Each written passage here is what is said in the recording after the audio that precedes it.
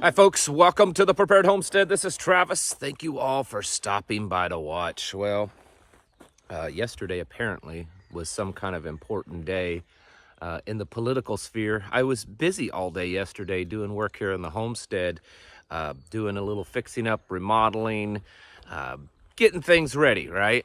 And didn't really pay much attention to it, but according to everything I've read this morning and last night, it was a big day. Donald Trump won almost all of the primaries. Nikki Haley decided to step down or at least suspend her campaign. Joe Biden was bragging about how many he won, even though apparently he's the only really person running on the Democrat side right now for the primary. So I don't know. But I don't really care much about that. And I know that irritates some of you. Most of you get it, but some of you it's irritating, and that's fine. We can still get along and play in the same sandbox, okay? One of the things, though, that aside from all the political stuff that happened yesterday and that's going on in this election cycle, have you noticed gold, silver, crypto, things like that, things other than the U.S. dollar? They're like record or near record highs, all of it. They're skyrocketing. Right now, gold and silver are becoming, well, they've been really popular, and people have been buying them up in large amounts for the last couple of years. Central banks, governments have been buying gold at record amounts. People, individuals, you and I kind of people, have been buying gold and silver at record amounts. Even can buy it at Walmart and Costco and places like that, and they sell out. And, you know, some might wonder why. Why is this? Well, I think that shows that there's a lot of people that are waking up and realizing that the economy is it's seen its glory days. That's about the nicest way you could put it. It's seen its glory days. We've got BRICS going on and on for the last few weeks about how great that they're doing and how they're going to build their own currency transfer system. There's 24, 25 countries this year alone that are wanting to join BRICS, and it's growing, and their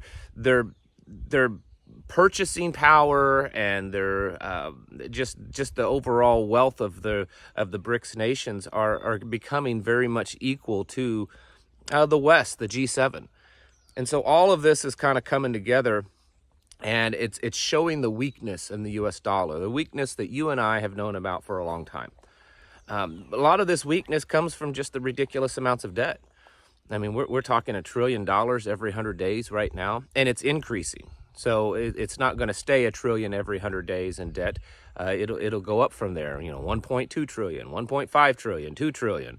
It'll just keep getting more and more, to the point that even Biden administration is predicting that debt will be somewhere in the neighborhood of $50 trillion by 2030. And that's as if nothing collapses and everything just keeps going status quo. $50 trillion. That's an absolute absurd number. I mean, it's well past the number that we can even pay it back.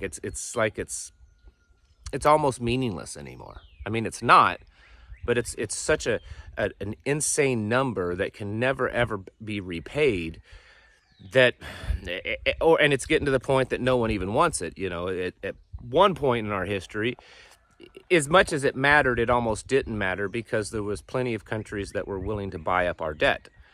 Well, that's not the case anymore. There's not nearly as many that's wanting to. The two biggest debt holders of American currency has been China and Japan, and they both have been dumping U.S. dollars quite a bit over the last year. And so we're seeing all the signs, all of them. I mean, forget the mainstream media, forget the White House when they're trying to tell you that everything's fine, that we've missed the recession, that we're on the uphill side now, that it's getting stronger and better, and inflation is down to almost normal levels. All of this talk, it's all lies. Every single bit of it is all lies, and you and I realize that. Most of the people realize that. Unfortunately, no one does anything about it.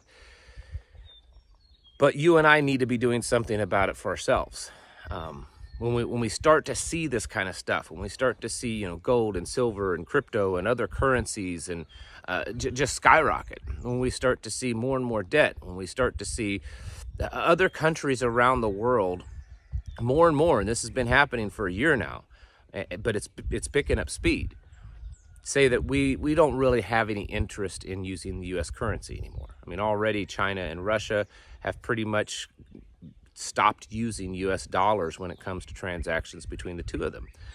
Russia is saying that they're going to suspend oil exports for the next 6 months, and they're cutting back on the amount of oil they're producing. We're watching the Middle East, especially the Saudis, walk away from the U.S. dollar more and more. Countries like Egypt and throughout Africa. This is a sign of the end of time for the U.S. dollar. And I think that's why everyone's, you know, rushing to other things like gold and silver and crypto.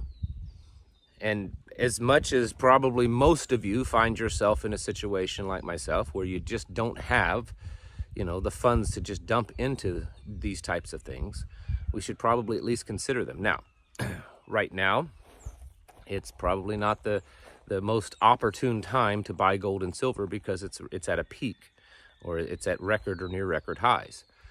But that doesn't mean that it's never going to, you know, that it's not going to go up from here. In fact, most of the predictions I've seen that gold could easily hit 3,000 by the end of the year. I'm not saying that it will. That's not my prediction. I'm saying that I've seen others that are more expert saying that gold could hit 3,000 by the end of the year. If that happens, buying now, you could still do good, but you have to understand that gold and silver is not necessarily investment like you would say the stock market is. I mean, certainly some people buy and sell gold and silver as investments, but it's a long-term game. It's a long game is what you're playing on this. And it's not so much that you're investing in something that you can turn around and sell for a profit. You're investing in something that holds your wealth. And so you can't look at it like you do the stock market. But it's certainly something that people should be, when I say people, you people, should be looking at, that if you can transfer some of your wealth into that. And I know most of you are probably laughing right there and saying, wealth, what wealth are you talking about? I get it, but I think you understand what I'm saying. We have to see the handwriting on the wall as it is. We're watching these commodities, these hard assets go up, which is always been an indicator that the fiat wealth, the fiat stuff, is on its downward side, and we have to get prepared for that. And maybe it's not just gold and silver; it's also other stuff. It's food, other commodities, tools. You know, tools for your yard, for your garden, for your home. That's an investment. Okay, you may not be able to turn around and flip it later on, but it's going to keep you fed, and it's going to maintain your homestead, help you be self-sufficient. That's an investment. A vehicle that is maintained and that will get through all of the collapse and stuff like that. That's an investment. Animals, structures on your home, you know, stockpiles of canned food and dry goods, all of that kind of stuff. It's to me, it's all in the same, you know, big pile as gold and silver. In fact, I would and I have always advised people to stock up on those things. I have over the years been contacted by people that will ask, you know, how much that I would advise that they should put into gold and silver, not paper, not invested in a vault, but actually in their hands at home. And I ask, you know, well, what kind of preps do you have? And sometimes they say almost none, and other times it's a little.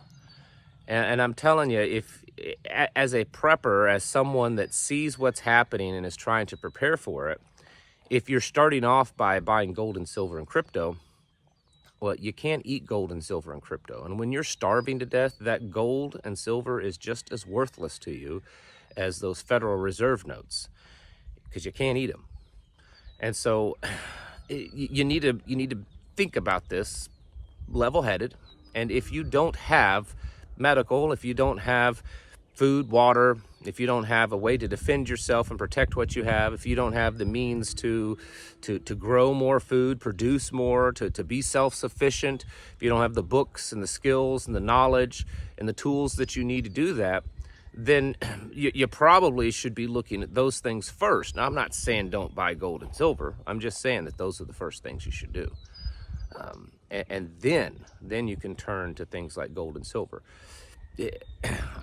Even though it's on the high side right now, I still do not think that it would be wrong to go buying it, because it's just going to keep going up from here. I mean, the last time we hit a record or near record high of gold, you know, if you didn't buy then, or if you did buy then, you'd still come out good right now.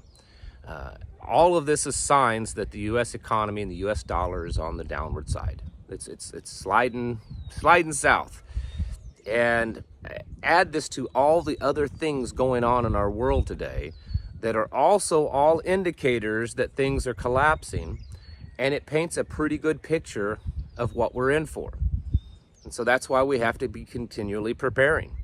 Yeah, you see the market, you see the gold, the silver, the crypto, you see the debt increasing, you see all of this other stuff, the garbage going on in politics, the weather, the corruption, the wars, you see it all. And it all you put it together into a big picture, and it shows us a pretty good indicator of where we're headed. And that's why we have to be continually preparing, folks. We're no longer in the stage of the fair weather prepper of you just do it when you have time, or, you know, when it feels good. We need to be focused on this all the time. We need to be focused on staying alert, figuring out our plans, continually advancing, moving forward, developing your plan, developing your skills, developing your stockpiles, whatever it is. You need to be doing that, because this is not a time period to just be sitting around doing nothing, or talking about it, or complaining about it. You know, get out there and build relationships with people. And then when you build those relationships with people, start working plans out together of how you can become more self-sufficient together, how you can build alternative systems, because these ones that exist are collapsing. These are the things that we need to be doing now on a pretty regular basis.